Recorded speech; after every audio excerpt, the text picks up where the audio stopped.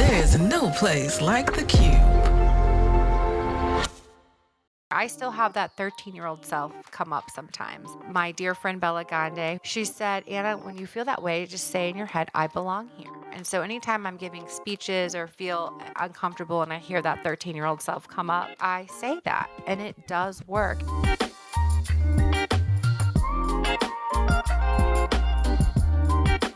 Welcome to Joy in the Breakthrough, a podcast where we'll be talking to a wide range of leaders from different generations and backgrounds who have found power in being broken open to break through. I'm Connie Lindsey. And I'm Anna Valencia. We are your hosts, and we believe that our challenges can lead to breakthroughs and new insights, and we want to share those with you. We hope these stories will inspire you to explore the I'm possible in you. Hello, everyone. I'm so excited to have this conversation today about the differences between self-worth, self-esteem, and self-confidence with my Oprah, Connie Lindsey. And I was telling Connie this morning, I wanted to start us out in this quote that I had during my prayer time, which I think really speaks to what Connie and I are trying to do at Joy in the Breakthrough. And it's by T.D. Jakes. What brings us authenticity is when you share what worked for you with other people.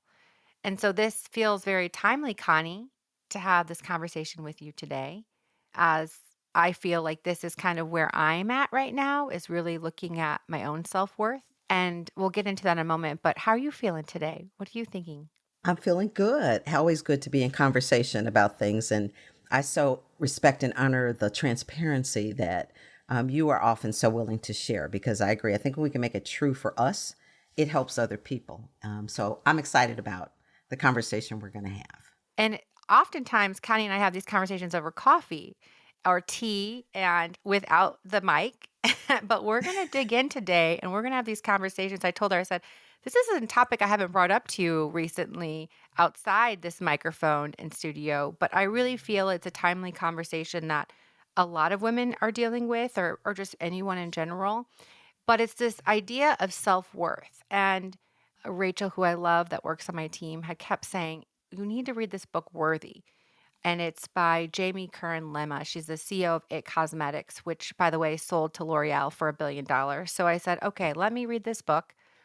And at the same time, in my therapist sessions, which for all of you listening, therapy is a great thing. And Connie and I are not mental health specialists. Not at all. So if, we want to give you our perspectives, but if you need to see a therapist, no shame. Am I right? Right. That's right.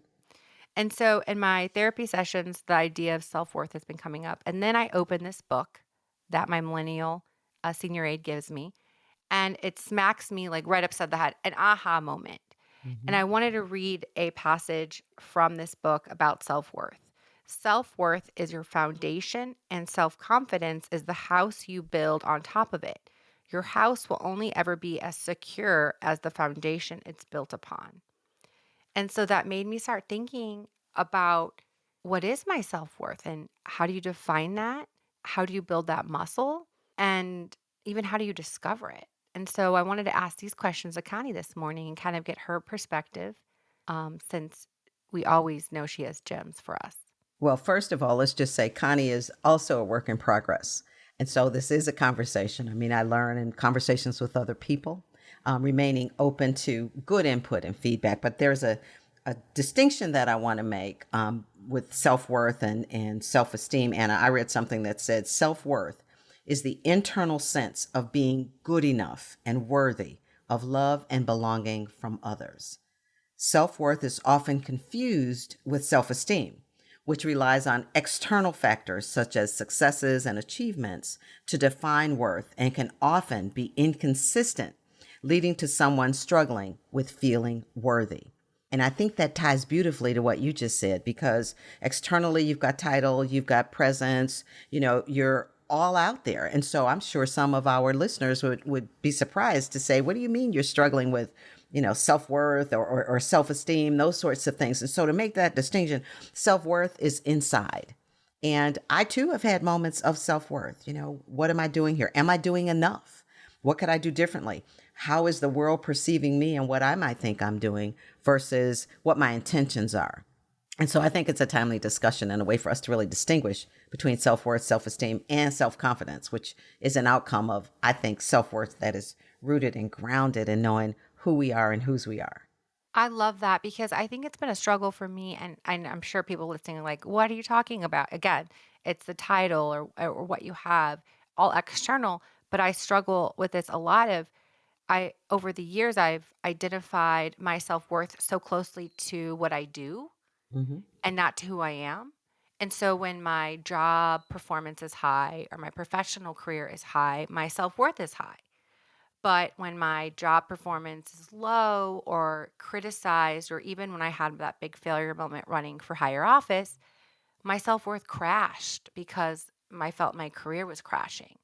And so it's been a work, honestly, the last year with my therapist and trying to how do I untangle that?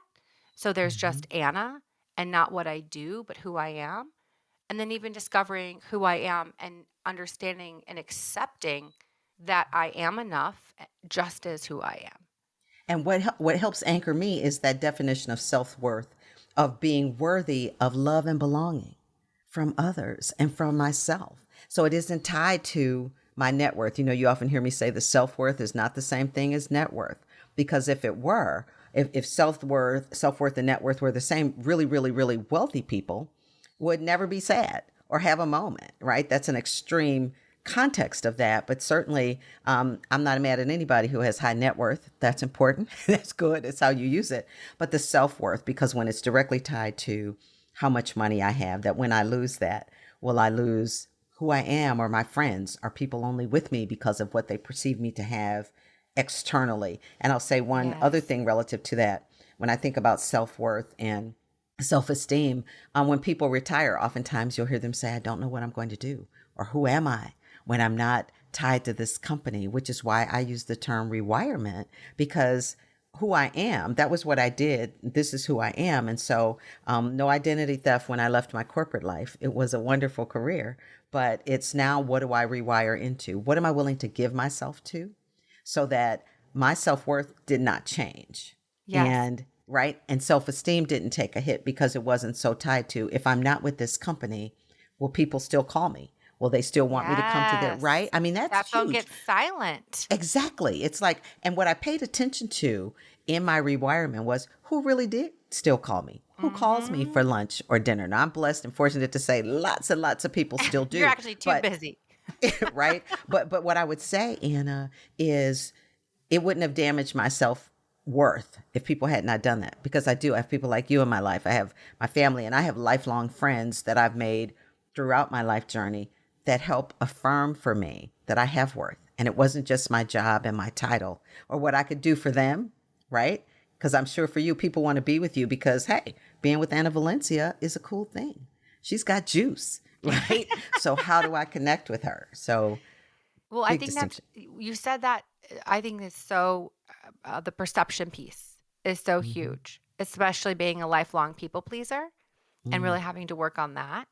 Is not only your net worth tied to your self worth or your career, if you're tying hmm. that, but also perception of what people maybe believe or think of you. Yes. And this is another therapist moment that I had where I felt, would future opportunities come to me again for Hmm. jobs or professional development or whatever, because I went through that race. We talked about this in another episode. I went through a race where there was media coverage that was unfair and not real. And I was afraid of whatever those newspapers said about me or other people said about me that were not true following me forever. And that really hit my self worth, right? It's just like that shame of what are people thinking of me? What are they saying about me? The people pleaser in me, and how to shut that down to, and how to affirm myself that those past mistakes or failures are not going to, mess up any of my future plans. But it's so hard to say that sometimes because that negative self talk, that sabotaging, that internal piece of your self worth, it starts getting louder. Oh, for sure, for sure. And we start to almost live into it if we continue to hear that, Yes. right? That this Yes. view that other people have of us. And you know how I love quotes, so I'm going to drop another one in here. Florida Scott Maxwell said, "You need only claim the events of your life to make yourself yours." When you truly possess all you have been and done, you are fierce with reality. And I want for you and for me and anybody listening to be fierce with reality. So you want to possess all that you have been and done to make your life yours. So what you perceived as that failure turned into a growth opportunity because you became fierce with the reality of this is what I want for my life. This is how I want to be perceived. This is how I want to fight for my family and my faith and everything else. So that fierce with reality moment for you, that was probably one of those, right? Yes. And this just like last week, I had a conversation out of nowhere with this new woman I met. And, I'm a big believer in meeting new people because you never know what Yes. kind of new nuggets, or maybe they could be a new friend or acquaintance or bring something to your life. And she and I were kind of talking about this. Had similar situation. And she said, you know what, Anna, 90% of the people that had that type of thing happen to them, or that Yeah. kick down, that, being pushed down, or lies told about you, whatever it may be, would not get back up. So the fact that Mm-hmm. you got back up, you stood back up, you reclaimed your integrity, you reclaimed your own narrative, you reclaimed, who you are and who God's called me to be, that is winning. And if people can't see that, then they don't deserve you. And that really helped me. I wrote that down to say that to my therapist, and now I'm telling you and everyone else listening. But that really helped me to think and change my perspective, because I think it's all where you sit and it's your perspective. And sometimes we can get, like you said, that self-talk, that negative or sabotaging. If I lean into that, that's where that's going to take me and spiral.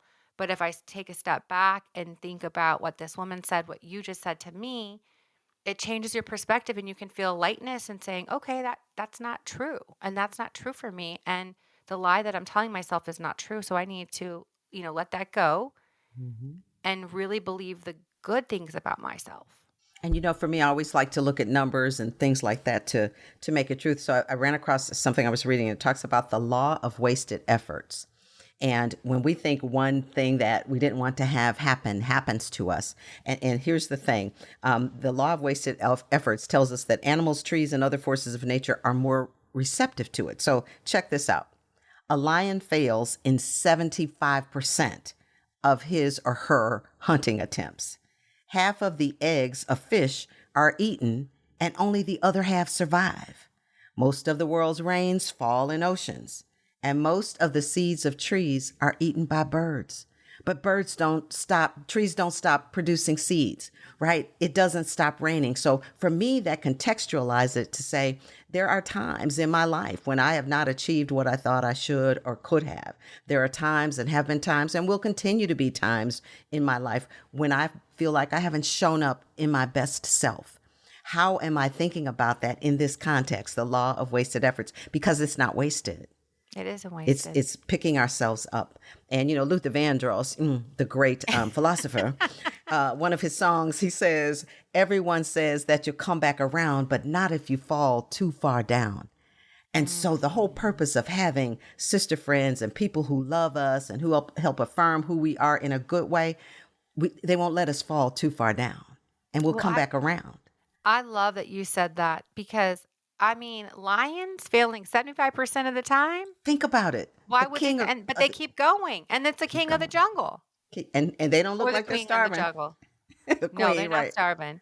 But I Exactly. love that you said that, because I think for me, again, it goes to the people you put into your life about and who you listen to, and listening to Yeah. myself internally, and reaffirming, almost encouraging too, of reaffirming who you are. So if you put the people around you that surround you with, Anna, you are brilliant. You were born to lead. This is your time. You have a light.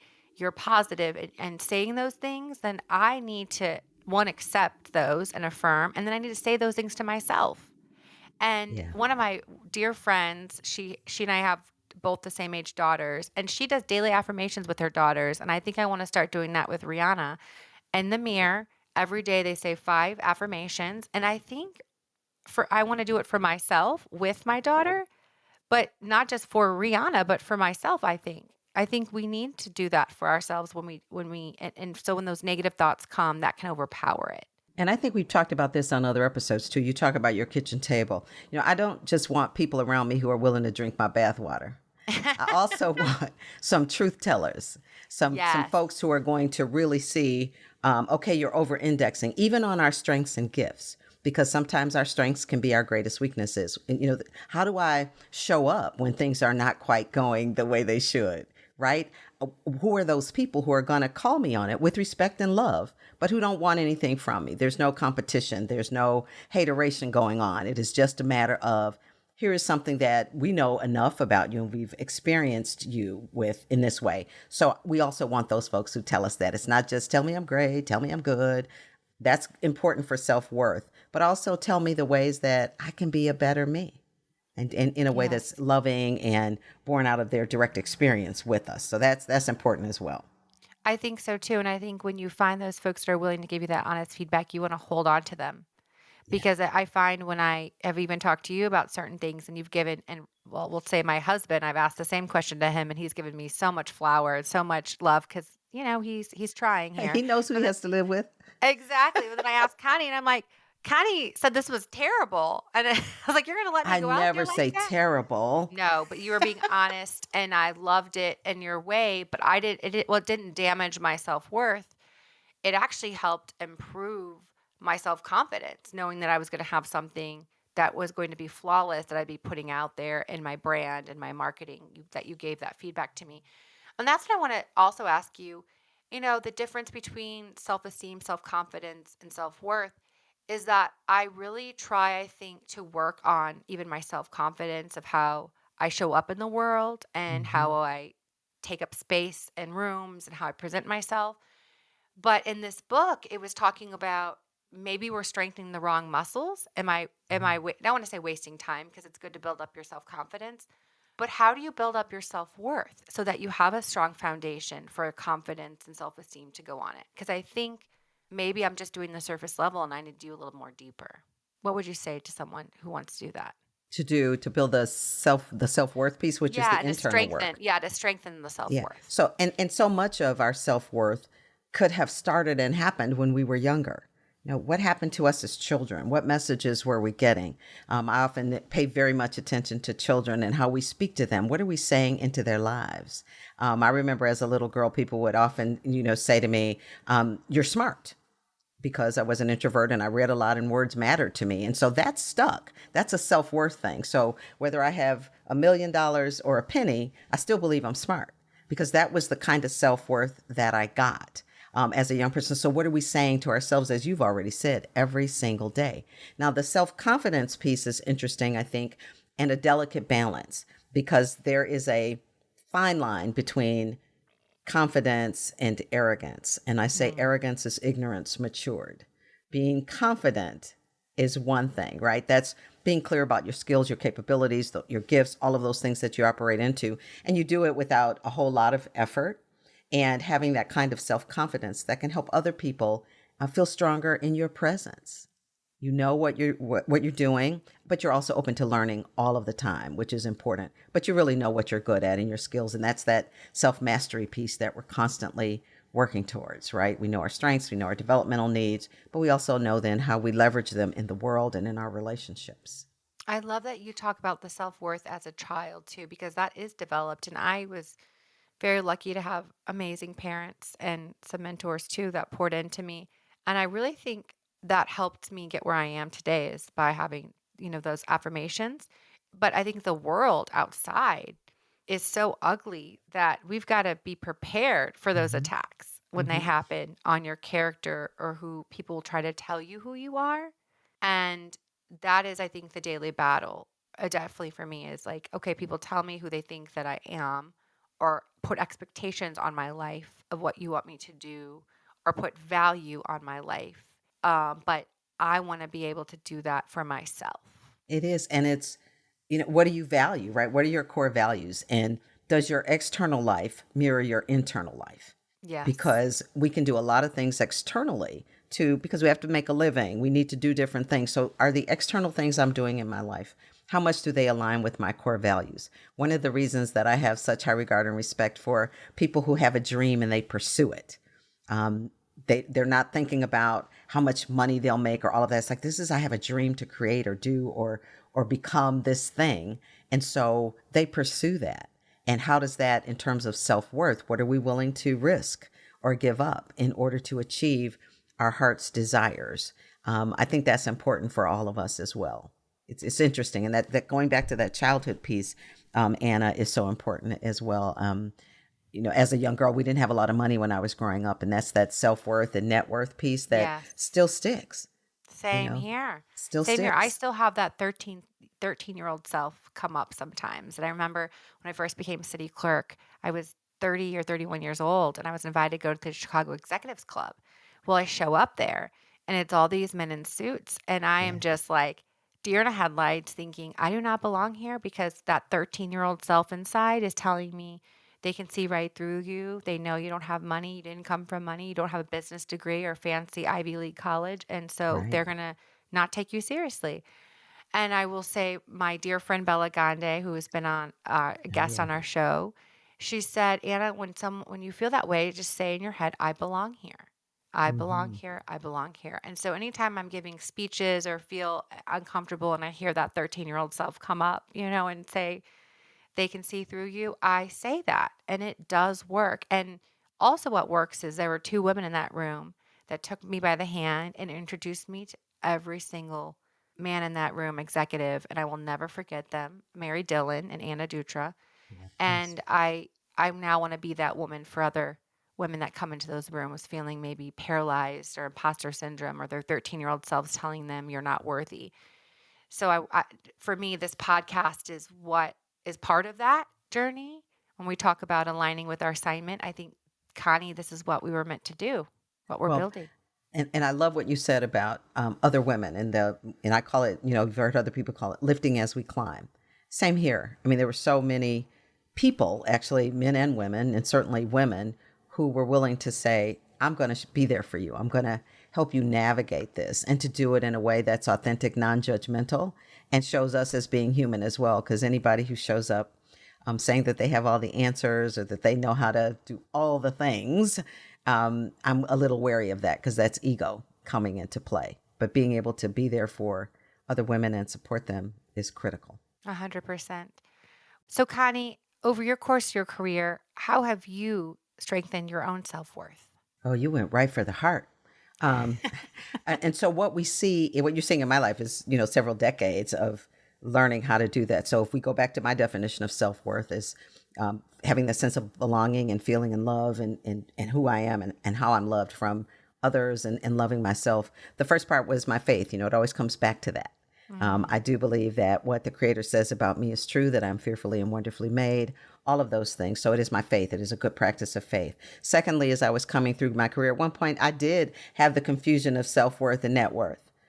Because the goal was how much money can you make? How, you Yes. want to achieve careers, and then realizing that no matter how much I achieved externally, there were still going to be people who didn't think I was smart, who didn't think I belonged in the room, who thought, whatever they thought in terms of how I had achieved the things I had achieved from a career perspective. But what never changed was the individuals who loved me, number one being my mother, that Mm. I was her girl. God I bless our was I moms. was doll baby, right? And that there wasn't anything that was going to make her not love me.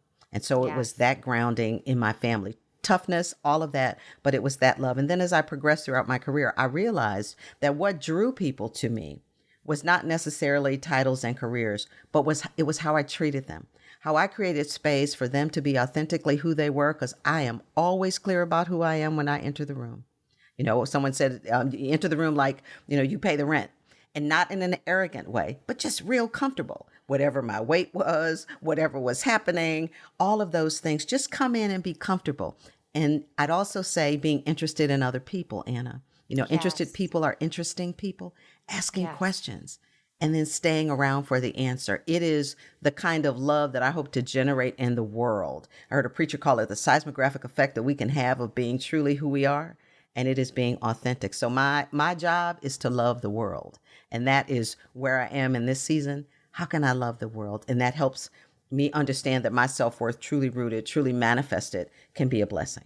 It's funny because before we started this conversation, I said to you, man, I want to be where you are now because you don't have anything to prove to the world. You were so confident in your esteem and your self worth and knowing who you are. And you said to me, but I want you to get there faster than I did. And I hope that this conversation can help people get there faster because it's already helping me. And you said the word faith, and that really has been the last 3 years what I've been strengthening that muscle of my faith and knowing who I am because whose I am and that my purpose is in alignment with what God's calling is on my life. And so when those distractions come and other people say what they want or want me to do or that I'm not good enough or smart enough to do this or I need to go make money and do this, I have to go back to that, why and that purpose again at the center. So thank you for giving me that grounding because that's what I'm trying to hold on to now is that grounding. And so I'm going to take that with me and I hope our listeners can take it with them too.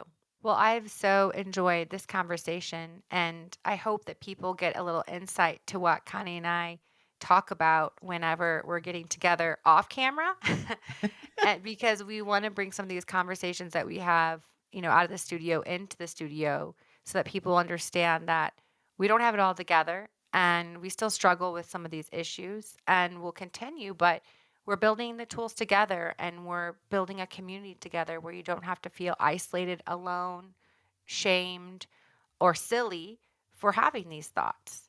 And so I'm going to be coming to you, Connie, after my therapy sessions, calling you on the way home, saying, this is what I talked about today. What do you think? Process. It could be another podcast episode. I'm getting the free therapy just by, hitchhiking on your conversations with your therapist. So it's good. Well, I love it. Well, as always, we're going to end on a gem from Connie.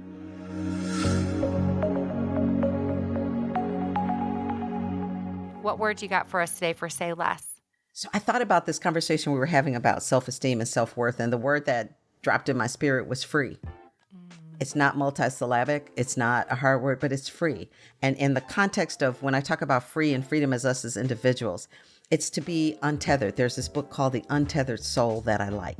The freedom to really be who we are, to lean into that self-worth. And I want to quickly read something from The Velveteen Rabbit. It's one of my favorite quotes out of that book. It's a children's book. You probably have read it to Riri. I actually don't think I have. So Oh my goodness, The Velveteen Rabbit. You got to get it. You got to get it. It's wonderful. And it says this, you become. It takes a long time. That's why it doesn't happen often to people who break easily or have sharp edges or who have to be carefully kept. Generally, by the time you are real, most of your hair has been loved off and your eyes drop out and you get loose in your joints and very shabby. But these things don't matter at all because once you are real, you can't be ugly, except to people who don't understand. Oh, I love that. Let's be free. Let's be free. Thank you so much for this conversation. My soul needed this conversation today, and I hope yours did too. So we will see you again with Joy in the Breakthrough. On our next episode, Anna and I are talking with one of my favorite people, Dr. Nicholas Pierce. Dr. Pierce is a professor, pastor, and author who believes everyone should be living in their purpose. That's right. He has a new book titled The Purpose Path, where he challenges us to think beyond the paycheck. Well, we all know that's tough to do. So tune in on Thursday to hear the ways that we can start doing just that. Listen on theCUBE or wherever you get your podcasts. The Joy in the Breakthrough podcast is hosted by Anna Valencia and me, Connie Lindsey. And podcasting is a team sport, so thank you to our dream team, our producer, Anna Deshawn, our editor, Laura Jimenez, our video editor, Joelle Ortiz. To learn more about today's guests or the show, visit our show notes on our website, joyitbpod.com, and on Instagram at joyitbpod. Joy in the Breakthrough is a production of theCUBE, spelled with a Q. theCUBE is your #1 curated platform to discover the best BIPOC podcasts. Support this show and more like it by joining the CUBE app and follow theCUBE across social media at the CUBE app. Thank you for listening, and we'll talk to you again on the next episode.